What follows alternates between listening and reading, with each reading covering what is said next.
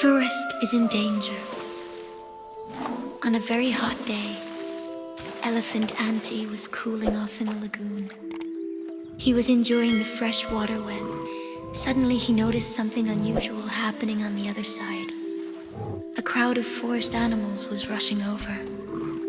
Elephant Ante watched curiously as all kinds of animals hurried in. Songbirds, herons, cranes, storks, owls, peacocks, deer, wild boars, armadillos, coyotes, and even a gray old bear carrying a hollow log like a bucket. They all had the same idea: to carry as much water as they could in their beaks, jaws, leaf bags, or bell-shaped flowers. Anything worked to transport the precious liquid. Stunned, Elephant Ante couldn't believe his eyes. Do they want to empty the lagoon? He thought with growing worry. What will happen to the forest without this lagoon? Why are they taking all the water? What's going on? Finally, unable to hold back, he started shouting. Wait a minute, stop! What are you doing? Why are you taking the water? He yelled, and his voice echoed across the calm surface. Just then, Little Squirrel and Little Monkey arrived. They had also come to cool off on that scorching day. What's wrong, Elephant Ante? Why are you shouting like that? The two newcomers asked almost at the same time. Look over there. Elephant Ante replied with clear worry. See how they're taking the water from the lagoon? Yes, I see lots of animals carrying water. Something strange is happening. Let's ask them why they're taking so much and where they're going, said Little Squirrel, taking the lead. Without wasting time, she ran to the other side. Moving so fast, she seemed to fly. Little Monkey jumped onto Elephant Ante's back, and together they followed the speedy squirrel in no time. Little Squirrel was in front of the frantic visitors. Hello, friends. Why are you carrying so much water? Are you really hot? She asked. But none of them seemed to notice. They were so focused on collecting water that they didn't hear Little Squirrel's questions. Confused, she was about to try again when a slow, soft voice interrupted. It's burning. Our forest is burning. We have to put out the fire, said Mrs. Turtle, barely letting go of a vine tied to a dry gourd full of water that she dragged behind her. Suddenly, the gray old bear's booming voice rang out. Yes, friend, our side of the forest is on fire. Some careless campers left a campfire burning, and with the heat and how dry the forest is, the flames caught the branches and the fire is spreading fast. Little Squirrel was horrified to hear this. That's terrible, what danger, and how irresponsible those campers are, she exclaimed. Just then, Elephant Ante and Little Monkey arrived in a hurry. What's happening? What's happening? They asked curiously. There's a fire on the other side of the forest, and both the plants and many animals are in danger. We have to help by carrying water to put out the fire as quickly as possible, explained Little Squirrel, very alarmed. We have to help, said Elephant Ante, with determination. We have to do it now. Without a second to lose, he ran to the lagoon, dipped his trunk in the water, and started sucking up as much as he could. He sucked so fast that the water level dropped noticeably as he took in more and more water. His body swelled and swelled until Little Squirrel and Little Monkey, scared, shouted, Careful, careful, friend! Don't burst! Elephant Ante realized how much water he had stored and tried to move, but he was so swollen he couldn't take a single step. Little Monkey, always clever, had an idea and exclaimed, We have to carry him to where the flames are. He's loaded so much water he could put out the fire all by himself. Just then, the gray old bear, who had seen everything, appeared with his log bucket and shouted, Help! Help! We have to transport Elephant Ante. His powerful voice echoed through the forest. Right away, volunteers came to the call. Among them were sturdy Mr. Bull Little Horse and the 4 4 sons of the gray old bear together. They tried to lift Elephant Ante. They counted 1, 2, 3, and gave it a try, but they couldn't move him off the ground. He was too heavy.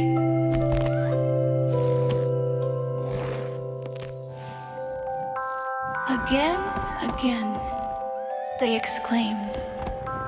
They tried once more, but it was no use. The elephant didn't budge an inch. Little Monkey and Little Squirrel watched the scene with worry. Little Monkey decided to join the group trying to lift the elephant. Just then, Mr. Bull's deep voice boomed with a new idea. "Help me bring the cart. I usually pull."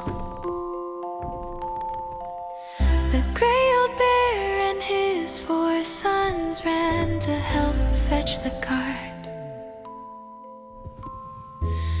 Once they brought it, they set up 2 strong planks as a ramp, and with a huge effort rolled Elephant Ante up onto it.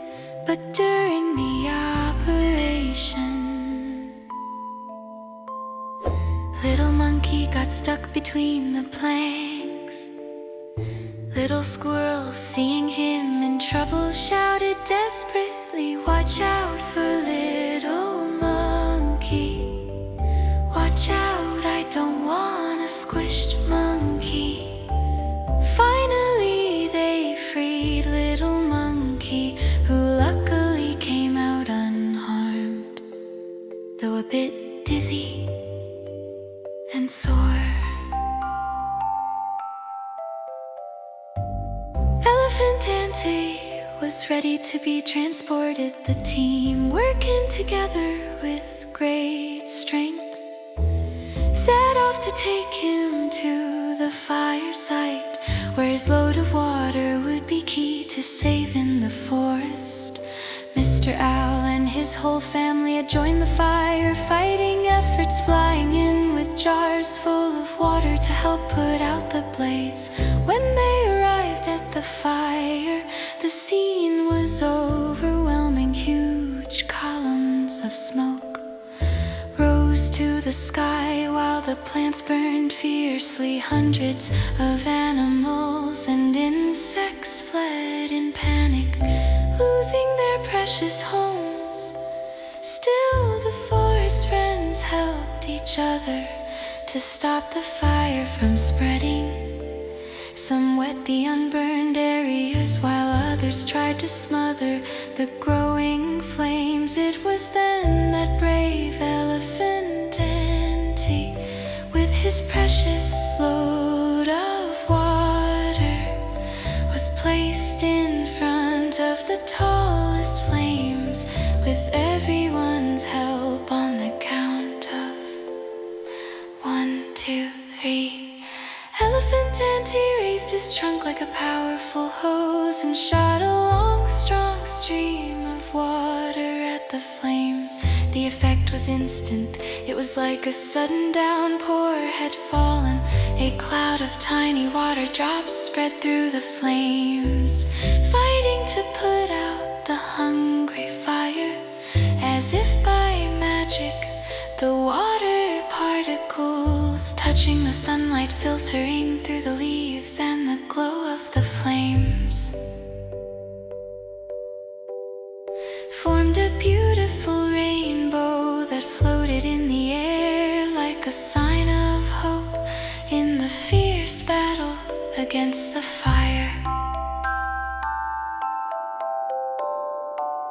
Like a miracle, the fire started to give way. The water ran between the trees and down the steaming ground, sending up small puffs of vapor. The soot-covered faces of the volunteer firefighters changed. The worry that had gripped them began to fade, replaced by relief and hope. The job wasn't done yet, but the danger was easing. More and more forest neighbors arrived with all kinds of tools to carry water. For a while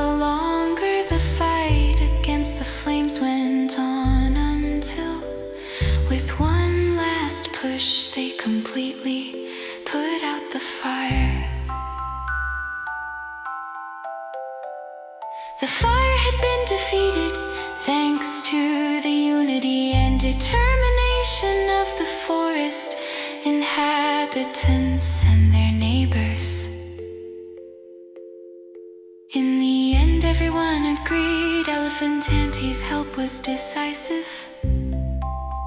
There was a moment of silence, as if everyone was taking in what they had achieved. Then, someone shouted with joy, "We've won! We've won!" And like an echo, everyone cheered. Yes, Mr. Owl fluttering among the crowd perched in the center of the group, and with his usual wisdom declared, "This victory shows unity, courage, and persistence. But today, let's remember, this is just the start. Now we must rebuild what we lost and make sure it doesn't happen again. A cheer for all of us, but especially for our dear Elephant Ante, who used his strength and bravery for a noble cause." Applause for our friend.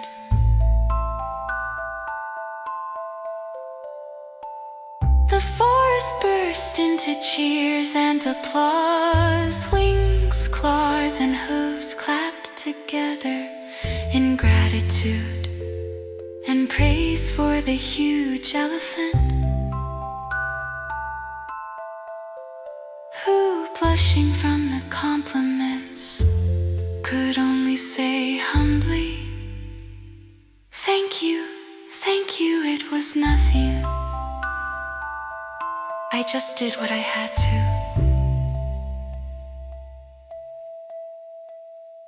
Little squirrel and little monkey, though tired, couldn't hold back their excitement and jumped for joy next to their friend. Elephant Ante, they knew that together they had helped protect the plants and animals of the forest they love so much. The end.